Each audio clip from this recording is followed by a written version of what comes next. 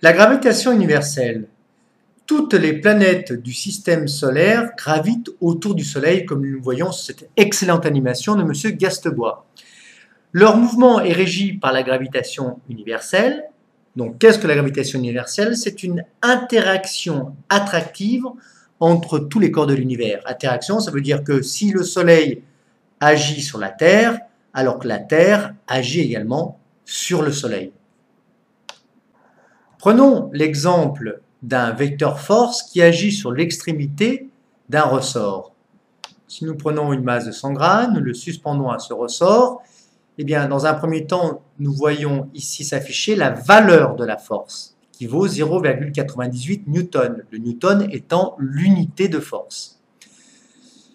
Nous avons ici également la direction du vecteur force, c'est une droite. La direction, en physique, attention, c'est une droite et non pas à ne pas confondre avec le sens. Le sens de cette force, eh bien, cette force elle est orientée vers le bas. Et dernière chose, le point d'application de la force, eh bien, la force qui s'exerce sur ce ressort, elle s'applique en ce point-là, le point d'accroche entre le dynamomètre, qui est l'appareil qui mesure la valeur des forces, et puis le solide considéré qui est la masse. Pour comprendre ce que sont ces forces d'interaction gravitationnelle, nous allons, dans un premier temps, modéliser une action mécanique par un vecteur force et définir ce qu'est ce vecteur force.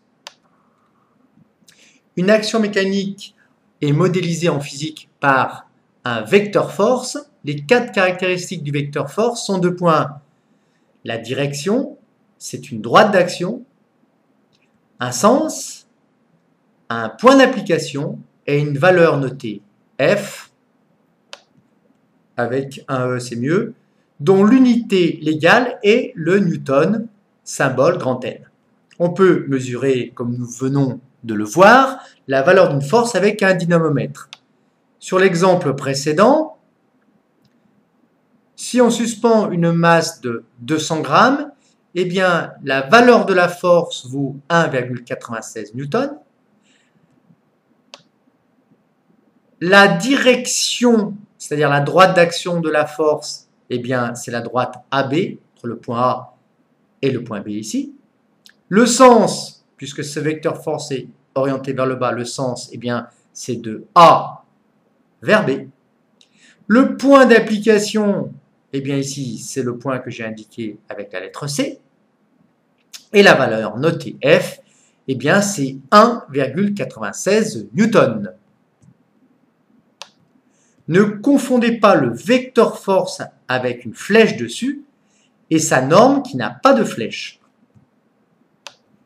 Souvent, d'ailleurs, en mathématiques, on représente la norme avec 2 barres de part et d'autre, avec le vecteur F ici, et en physique, on simplifie l'expression en notant juste F sans la flèche.